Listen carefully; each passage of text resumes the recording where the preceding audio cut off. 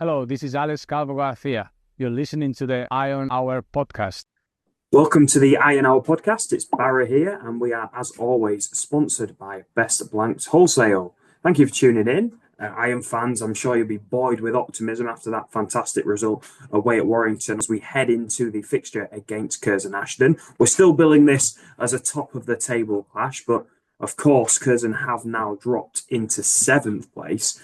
Ollie, tough day for you on Saturday? Yeah, it was a frustrating day all round. If people watch the kind of manager interviews afterwards, it was a pretty tight game. 0-0 probably would have summed it up. One mistake at the back with our defence that's been probably our best attribute through the season. They pounced, they scored, and then they defended well. Like most teams, when you're 1-0 down, you go a bit longer and maybe change the way you try and play, and it doesn't really suit Curzon, to be honest. So yeah, frustrating day, but the league table for where Curzon and who they are, we'll take that this time of year. Thank you for joining us, by the way. I should have probably said that in the intro. It's we're pleased to have you on. It's great to have a perspective from the Curzon side. I guess my initial kind of thoughts are looking at your recent run of form. You've only won 2 in the last 8. This coming after you won 4 consecutive league matches. So what's happened in that interim period, Ollie? That's a good question that I'm sure most Curzon fans will want an answer to. It seems to have been a combination of things, really. Our home form isn't great. So if we have a number of home games in there, which I'm sure we have, it's our away form that's kept us up near the top. We're top in the away form standings.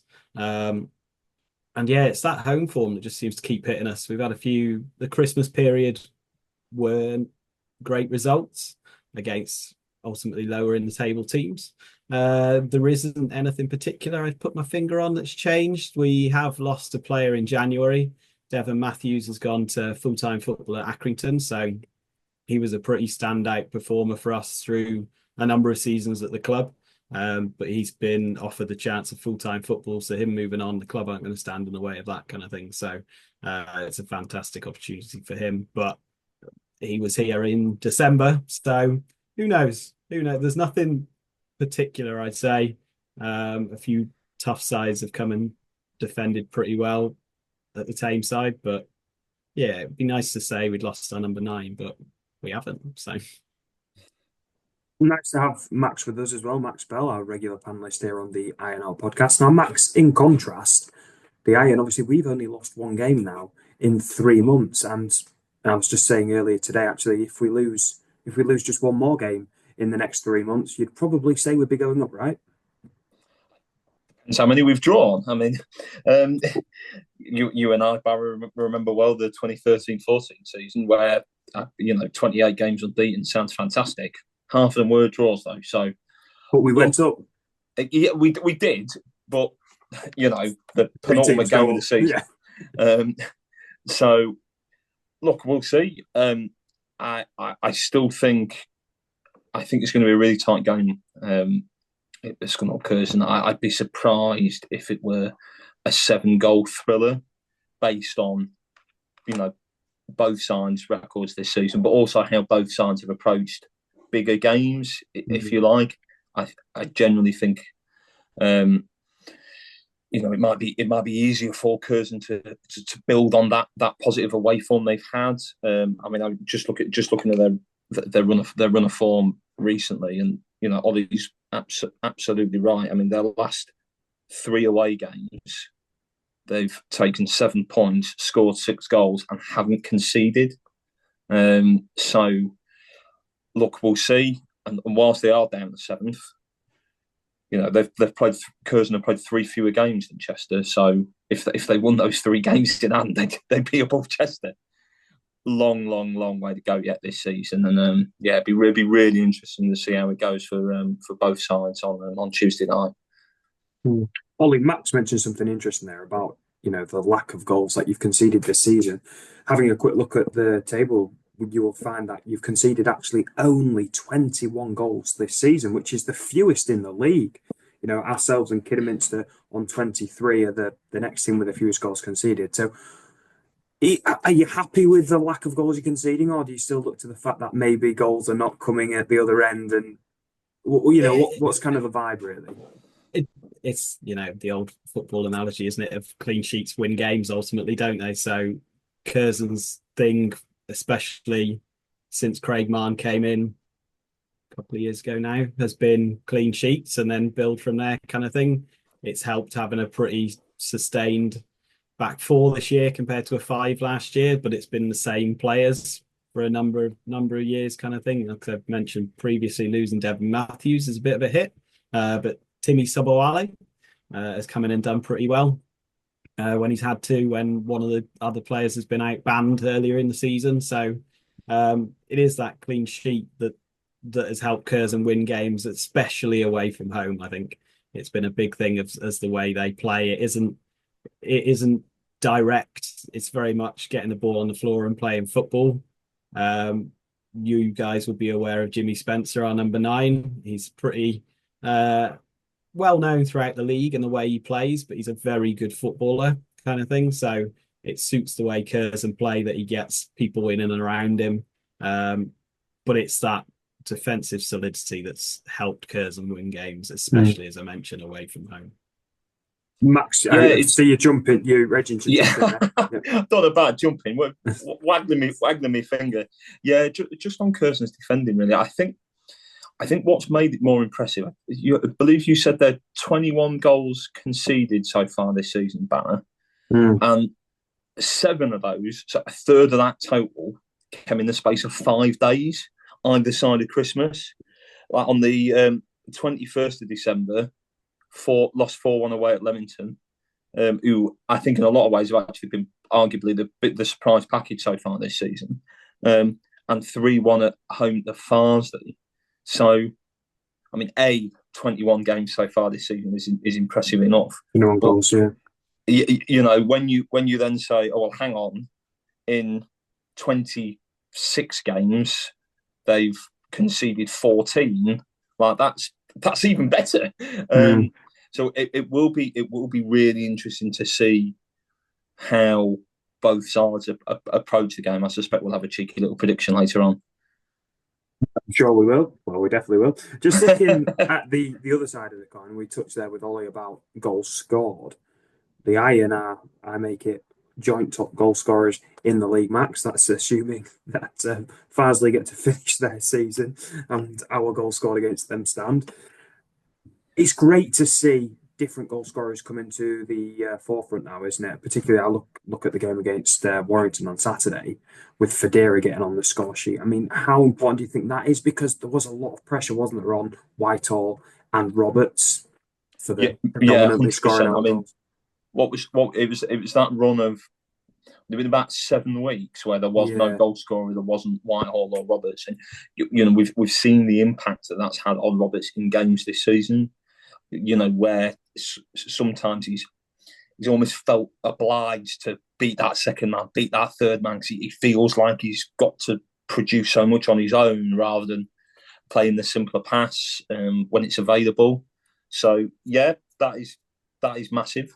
It's massive for any side at any level. Because A, for confidence, but B, it also makes you more difficult to defend against. Look, it's not rocket science, is it? If you've got 4 or 5 threats in possession as opposed to 1 or 2, then how sides structurally set up, who can they press, who can they drop off, who can they double mark, what kind of man marking versus zonal marking set up if they got set pieces, that those pose more interesting questions. So yeah, I mean, look, as Ollie said, I think Scunny fans will be aware of Spencer, and it's sometimes easier for sides to focus on a big number 9. But if you focus on them too much, that's when other players come to the fore and can cause you problems. Let's stick with that. I like that. So he's obviously scored 6 goals this season, Ollie. Jimmy Spencer, a player that we at Scunthorpe United are quite familiar with. A couple of players that stand out for me are Stefan Moles, who's contributed with 10 goals this season. I think our opinion is he's a very good player, and Curzon we think that was quite lucky to have a player of that quality. But also, the one that stands out for me is Isaac Buckley-Ricketts. I thought he was a phenomenal player at Warrington the couple of times we've seen him last season. And actually, earlier on in the season when we played Curzon at your place, I thought he was phenomenal that day. So those two players, how kind of important and integral are they to the way that you would expect Curzon to play on Tuesday night and really for the rest of the season? Yeah, those two are pretty vital to the way Curzon play. Again, getting in and around Jimmy. And yeah, Isaac's pace, his directness on the ball kind of thing, getting at defences is really important. Steph is a really, really clever player to watch. 5'7", 5'8" kind of thing, nothing to him really, but keeps the ball really close to his feet.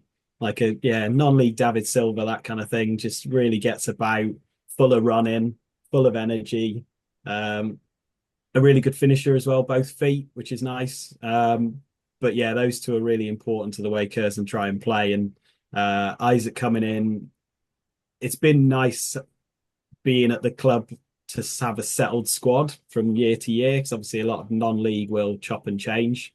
So I think of the 9 that reached the playoffs last year, the 11 that made the playoffs last year, 9 are the same. So I think there's only been 2 changes, and one of those coming in is Isaac Buckley-Ricketts, who's was in the National League North Team of the Year. He's come in from Warrington and done well. He's probably wanted to do more than maybe because of coming in with that. He was in that Team of the Year last year, but he is somebody who's exciting to watch, and like you say, did really well in the home game as well. And we were probably a bit unfortunate to lose that 1-0. Probably should have been another game where it was a draw on the night, but one of those early in the season. I think you guys were flying at the start, weren't you? So, who knows? And as you say, we absolutely skanked you that day. So I think you'd have been, honestly, if I was a Curzon fan, I'd have thought myself unlucky if you'd have come out of there with a point. Seriously, we would. But those are the kind of games that at the end of the season, I like to think we will look back on and think, well, we were basically promoted when we played Curzon Ashton. Those are the kind of games. Yeah, that exactly will be the one. It won't be the whatever you beat Farsley by or things like that kind of thing. And it will be those ones where it was away on a Tuesday early in the season before anyone had really got going. It will be those. But still a few games to play left yet. So. Of course, and let me tell you now, Ollie, we are definitely not getting carried away, although I am hoping for an open top bus tour in March. Max, is that a little bit too early, or am I certainly... does it sound what was it Mr. Gilbert said in the in-betweeners? You can go, but I won't be there. I mean, it's possible that I'm, suffering from kind of alcohol effects from watching Gareth's vlog and all those fans in the Cheshire Cheese, because it looked like it was an absolute stormer of an away day yesterday, Max. In terms of the football, how pleasing was that, particularly that second half performance? Because that first half wasn't great, was it? No, but look, this is football. You're playing against Sandy that Warrington finished comfortably mid-table last season. A different side from Warrington has already beat us this year, so you can't take anything for granted at any point. You have to earn every pass, every tackle, every header, every goal. And I certainly thought, even at times in the second half, we came under pressure. Warrington hit the post at 1-0. Then the second killed the game. That's the sign for me, is try and keep pushing when you can, when those gaps appear, when the spaces appear, have the confidence to try and hit sides on the break. And that's something we've benefited from in games this season, but that's also a risk for us. If we're pushing against Curzon, then the pace and the space may open up in our final third. So look, it was a big win. As we've said, we have now won 4 on the bounce. The only defeat since mid-November was away to Rushall. But in fairness to Rushall, if you look at their form in the last 2 months now, they looked absolutely doomed at the bottom of the National League North, and they properly pulled it out of fire. So anytime they play a team in the playoffs, they seem to pick up points. They were really good against us, and we got a point late on last week. Yeah, so they seem to be a really difficult team to play against, and it's yeah, and it's good to see another team. Like, they are probably considered a similar, if we ignore league positions, level to Curzon kind of thing in terms of their investment and things like that. So it's these teams we want to see causing upsets kind of thing. Yeah, Maybe absolutely. not so many upsets. Well, yeah, exactly. Yeah, but still. Now and again. Yeah, exactly. I think of when when we went to Russell really earlier in the season last season, and like they were very, their club officials were very openly admitting, saying, right, we've had to borrow Walsall stewards. This is the first ticketed game we've ever had to do. This is the first segregation. We've had to rent portable toilets. We sort of got promoted by accident. But look, any side, no matter what the support, and Barra and other Scunthorpe fans will know, we've been on the other side of that when we're punching above our weight in terms of support base in League One or in the Championship. You've got no right to be in any division, good or bad. So we're recording this on Sunday night. Queen's Park have beat Rangers and Plymouth have beat Liverpool. Like, upsets happen if you don't play properly, and I'm not even sure I'd think of this as an upset. Really, it's two sides in the playoffs who are, I suspect, going to be in the playoffs, or certainly at least in the top 7 come the end of the season. The other team I'll probably give a shout out to really turned it around and been Needham Market, who were impressive when we played them just a couple of weeks ago. Two teams that have really put Farsley properly in the shit now, because obviously we know of the off-field issues that they're having, but it looked for a time that Farsley might just avoid kind of relegation based on other teams being shit, which has now seemed to have undone itself. So my thoughts are a little bit with Farsley fans, it has to be said, because they are a great group and I don't wish them any kind of hardship. But like you say, you win these games, you give yourself a real chance, and Rushall and Needham Market have certainly turned it around. Max, just looking a little bit closer to home then, we had quite a tough run in January and have managed to come out of it, other than Rushall, pretty unscathed, it has to be said. And now February, March looks to be opening up for us. Of course, there's that tricky week coming up in March when we play Kidderminster away and Chester at home, which controversially, I actually think 2 points would be better than 3 in that week, because then neither team will pull away from us. But anyway, that's a conversation for another day. What would you like? I disagree with that, but we'll have that argument in March. Yeah, of course we will. In terms of the next month, then, when we touch base as the month progresses, where do you expect and where do you hope the Iron will be as we get towards the business end of the season? Look, I don't want to sound like a cliche, but it's true. You can only take it game by game. When they're coming that thick and fast, Saturday, Tuesday, when every side in the league has had moments of inconsistency so far this season. We've won 4 on the bounce, but you don't have to go back too far to when what was it, one win in 8. So, can I just say as well that win away at Marine, there's a lot of, we don't know how much pressure Butler was under, but there's certainly an argument that his job was in serious jeopardy had we not scored those 2 goals in the last 10 minutes. Yeah, look, I don't think he would have got the old tin tack, but the first 80 minutes at Marine was fucking shit. Let's not beat about the bush here. Genuinely, there was a Scunny fan who left with 10 minutes to go when we were 1-0 down. I feel so sorry for Damon. Look, we'll see. We've talked about upsets. We've talked about sides at the bottom of the table putting runs together. We talked about sides at the top end of the table, being inconsistent. There's a long way to go yet this season. I don't think there's going to be anyone that, for want of a better phrase, does a Tamworth.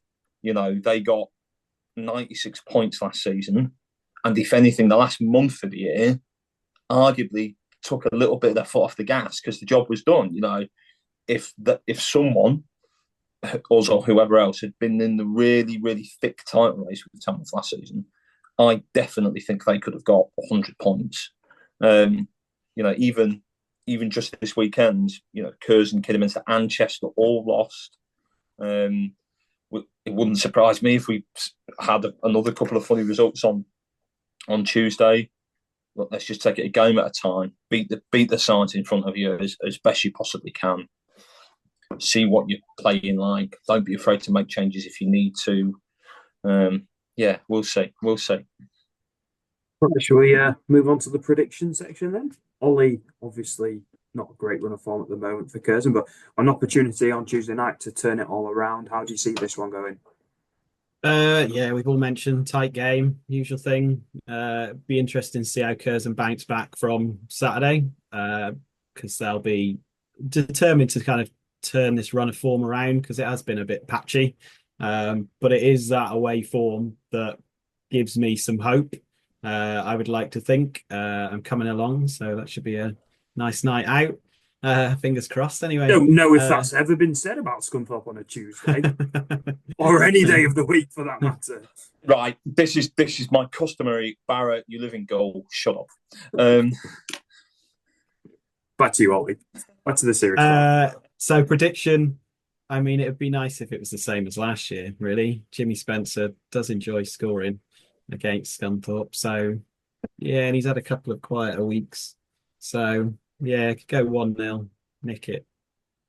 1-0 Curzon, says Ollie. Max, what's your return? Look, if I was being honest, I'd go for 0-0. I think I could see it be the type of game where if it's level and that's 0-0 or more with 10 minutes to go, it wouldn't shock me if both sides sort of settled, because A, with Curzon bouncing back, but also B, we've been on a bit of a good little run of form. A draw maybe wouldn't be the worst result in the world for either side, would it? I mean, Barry, if you'd have offered us 4 points in the next two before Saturday, we'd have gone, yeah, thank you very much. Bob's your uncle. We'll take that. And because Butler's a centre half, I think he's in certain games he will always have a centre half mindset. That's just football. There's nothing wrong with that. It's just the way football works. I think the bookies have got a draw as being at 12-5. I think that's a good price. A 1-1 wouldn't shock me, but I'll go for 0. Yeah, it's certainly a game that, like you say, because effectively, if we don't lose, a draw might even take us back top if Chester lost again. So there's that element. I don't know if we should get too sucked into the table yet, but certainly we do, don't we? And it's possible that a draw may take us top anyway. But equally, if Chester win, they could start pulling away. So I don't know if Butler is one to kind of check scores throughout games. I know I think Jimmy was. Certainly Jimmy Dean, when he was a manager, there was a lot of rumours that he would often want to know what the scores were elsewhere, particularly as we got towards the business end last season. So I'd be interested. I don't think Butler's like that. So you might not even care what's going on at Chester, particularly as we're in February, but who knows? I'll chuck in a 2-1 win for the Iron. So we've got all bases covered. Someone's got to be right. I like it. I could see it being a draw or a very tight, a very close win for either team. So I'll just say that Scunny edge it. And on that note, thank you for joining us on the Iron podcast. Thank you for tuning in today. Thank you for listening. And we'll see you next time. Up the Iron.